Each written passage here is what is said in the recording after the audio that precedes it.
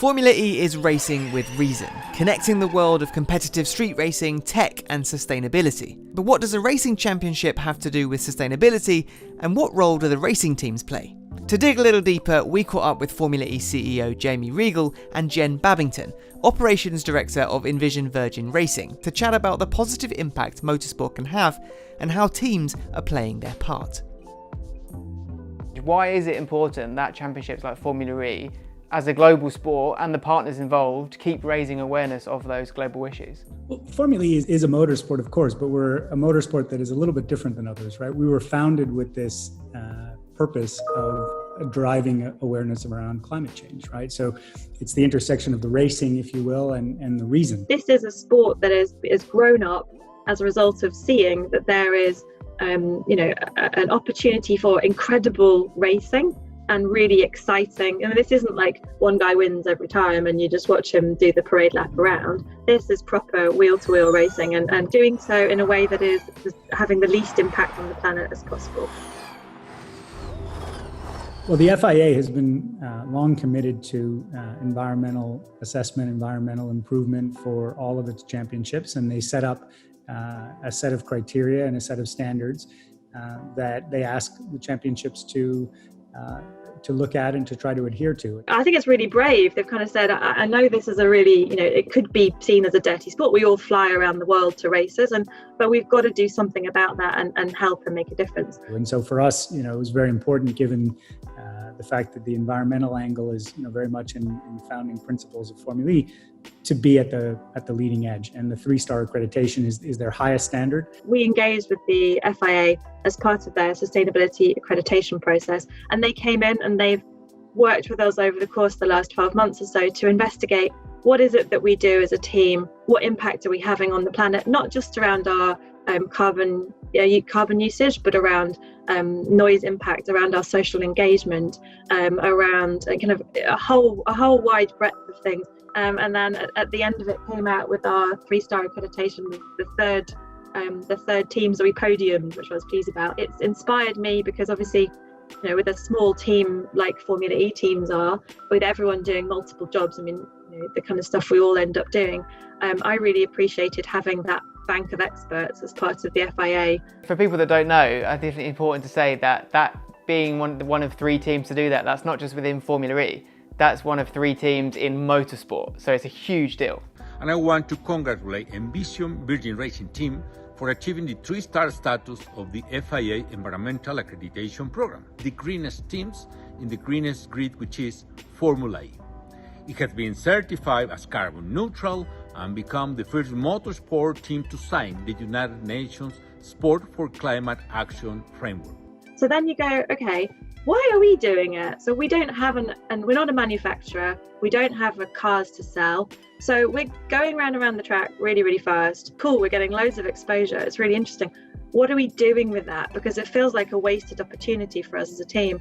And we came up with the concept of the race against climate change. We've really kind of honed in on that and made that the mission and purpose of the team. We're super proud of Envision Virgin. I think of all the teams, they have, I was chatting with Sylvain earlier today, actually, and, he was listing off all of the environmental accolades they have. And, it really is remarkable. And I think that's something that's really core to them as a team. It's not just wins on track, the things that count. The whole team is behind the sustainability messaging that we have, and the importance of that and the impact that we're having. So it was really nice to get everyone behind it and have the team behind it. Each year, each season, we hold race against climate change events. We got all these people together, and what was so inspiring from listening to their stories were they were kind of saying all the stuff that we know. It's really hard. There's loads of problems in the world, but we can make a difference. We have an opportunity right here, and let's be really positive. Let's work together.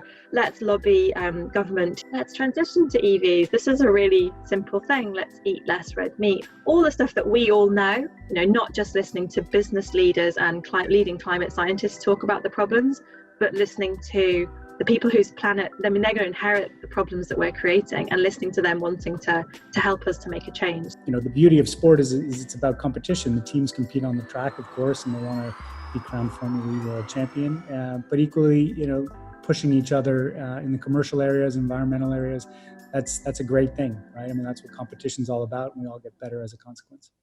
I'm going to approach somewhat of an elephant in the room and try and take it back to people that maybe don't have as much of an investment or an interest in the sustainability subjects. But why Formula E as a motorsport, teams flying around the world, driving around a track, can have an impact, a huge positive impact on global issues like air pollution, climate change. How can people connect the dots?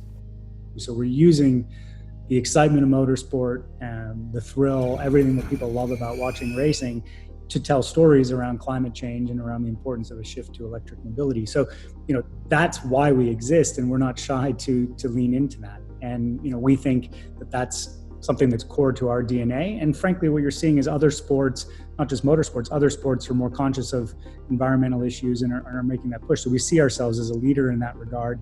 And we believe that those two can live very comfortably together. So if you then look at the type of stuff, what's this as a race series achieving? The chassis is fixed, we can't change the aero on it. So this is a software race. It's about how to make your powertrain more efficient and how to get the battery temperature right to make them go faster and win. So all of the work that we're doing as a series with the OEMs, with all the manufacturers, that will trickle down into the road cars of tomorrow. So I think from both sides, the event side, it's as sustainable as it can be. Where it's not, we offset, not ideal, but we're committed to year on year reducing it.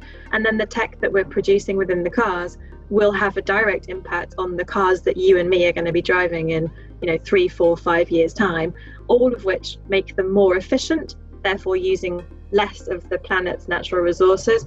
Therefore, brilliant, the hockey stick goes the other way, and all of a sudden we're kind of compounding the good that we're doing. I call it guilt-free motorsport. Yeah. There are people that watch it and will happily say, even though they watch it, just stick to racing. I don't want to talk about sustainability. I don't want to talk about climate change, just stick to racing. But it's increasingly important for everything, every culture, every sport, every whatever, to be talking about these issues, because they're not going to discriminate. It's going to affect all of us at some point.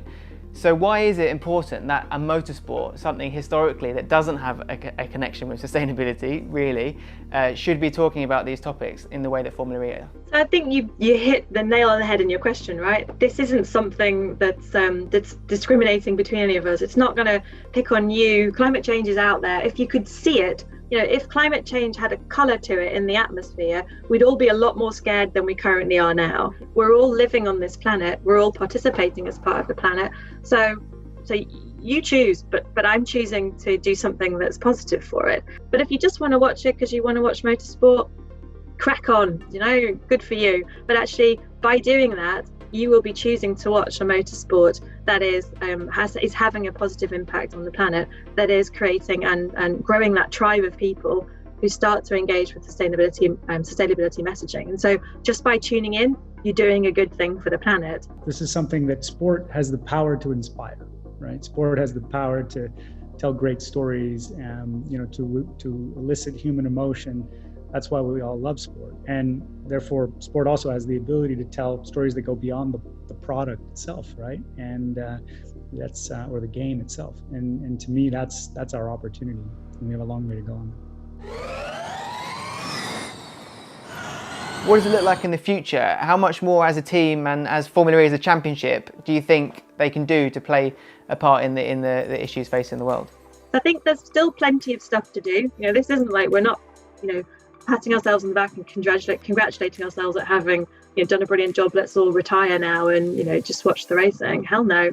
Let's kind of make this even more efficient.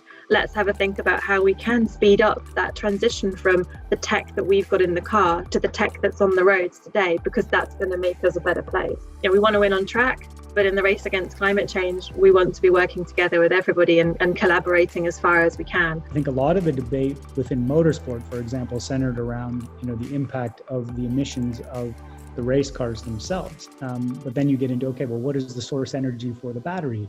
What is the environmental footprint of the events? What about fan travel? There's a combination of regulation that will drive that, but ultimately consumers and the fans are going to drive that. If we're asking for all of those things, then they will come. If there's consumer demand, it will happen. So, for example, we now ask for the details of the planes that we're flying on when we're taking flights around the world, because there are more efficient planes than other, some planes are more efficient than others.